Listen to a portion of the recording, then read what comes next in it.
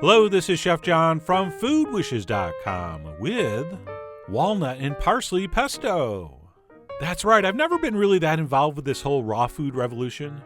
I mean, first of all, I do have a stove, which I enjoy using. But above and beyond that, I'm just not big on revolutions in general. Hey, some people just don't look good holding a pitchfork and a torch. But anyway, having said that, if I did have to pick one favorite raw food recipe, it would probably be a pesto. And I said a pesto, not the pesto. Because while I know you're all thinking of a very specific pesto recipe, pretty much any flavorful raw ingredients we smash into a paste is a pesto. For example, this amazingly delicious walnut and parsley version I'm about to show you. So let's go ahead and get started with the most important ingredient that's not an ingredient. And I'm talking about the mortar and pestle. Okay, because to make a true pesto, you have to smash your ingredients in this. And the first thing we're going to want to crush in this is our garlic.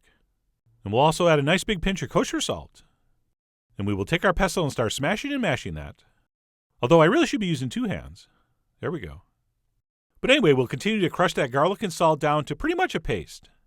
Okay, it doesn't have to be perfectly fine, because it's going to continue to get crushed when we add the rest of the ingredients. But I do think we want it smashed and crushed at least this far. All right, so that looks good. And at this point, we can move on and add our raw walnuts. Yes, raw, not toasted, not roasted. Just simply some nice fresh shelled walnuts. And we'll go ahead and we'll smash and mash that down to pretty much a paste, which does take a couple seconds before things start to happen. But as you'll see, once those start to break down, they crush pretty quickly. And exactly how far you should go is up to you. Okay, remember, you guys are the king tuts of how finely to crush your nuts. So personally, I do like to leave them a little coarse. I do like the texture a little better. Plus, who wants a pound all day? So I kept crushing mine until I achieved the texture you see right here. So kind of fine, but not too fine. And at this point, we can add about a half cup of freshly chopped parsley. And just like the garlic, I do like to give the parsley a little chop first, as I think it makes it mix in a lot better and easier. But again, that's up to you. You can just put the whole leaves in and crush them.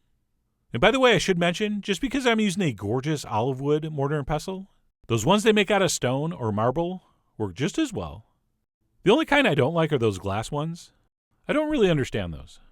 But anyway, I went ahead and pounded in that parsley until it looked something like this. At which point we'll stop and add the last few ingredients, which for me is going to be some acidity in the form of freshly squeezed lemon juice. And then we'll also add a little touch of extra virgin olive oil. Not too much, just a tablespoon or two. And then we'll go ahead and grab our pestle and kind of stir, mash, and emulsify that in. And of course, if you're thinking to yourself, man, that looks like a lot of work, I would use a blender or a food processor instead. Well, you could, but the bad news is it will never, ever taste like this. And that is a scientific fact. And besides, recent fake studies have shown the number of calories you burn pounding this stuff is virtually identical to the number of calories you will gain by eating it. So that's kind of cool. But anyway, we're going to keep pounding, mixing, mashing, smushing and smashing. And what should happen as you incorporate that is the mixture is going to get very thick. And if everything goes according to plan, you should end up with something that looks like this, which you can use as is. It's probably fine. But what I did was give it a taste and decide to add a little more salt, as well as drizzle in a couple teaspoons of water, just to lighten up the texture a little. And you may be thinking, why water? That has no flavor. Because other than a little salt, I thought it was perfect. So I actually don't want to thin it with lemon juice or vinegar or something else that has flavor, because I don't want it to taste differently. And please keep in mind, water and fats don't like to mix. So if it doesn't seem to want to mix in, go ahead and use a whisk. But I did get her done with the old freakishly small wooden spoon. And once we've adjusted the seasoning and possibly the texture, our walnut and parsley pesto is done and ready to use on so many things, including this piece of toasted bread. So let me spread some on so I can go in for the official taste.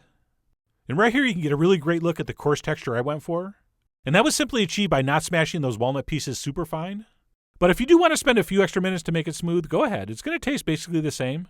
So it's really more of a mouthfeel thing. And it's tempting not to tell you what this tastes like, just so that you're so curious you have to make it. But I'm going to tell you anyway. This looks, feels, and tastes almost exactly like garlic butter.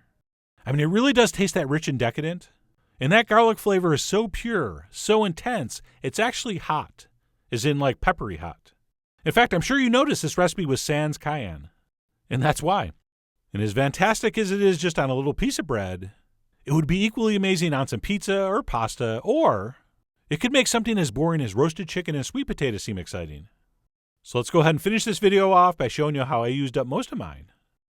And again, I just can't get over how closely it looks and tastes to garlic butter. I mean, it really is something.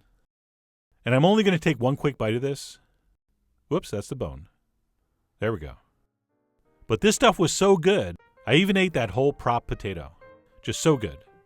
And I know I gave you a few quick suggestions for what to do with this, but this is one of those recipes where you don't have to have any idea what you're going to do with it before you make it. Because once this is completed and ready to use, those things will reveal themselves as if by magic. Oh, you'll see. So I really do hope you give this a try soon. Head over to foodwishes.com for all the ingredient amounts and more info as usual. And as always, enjoy.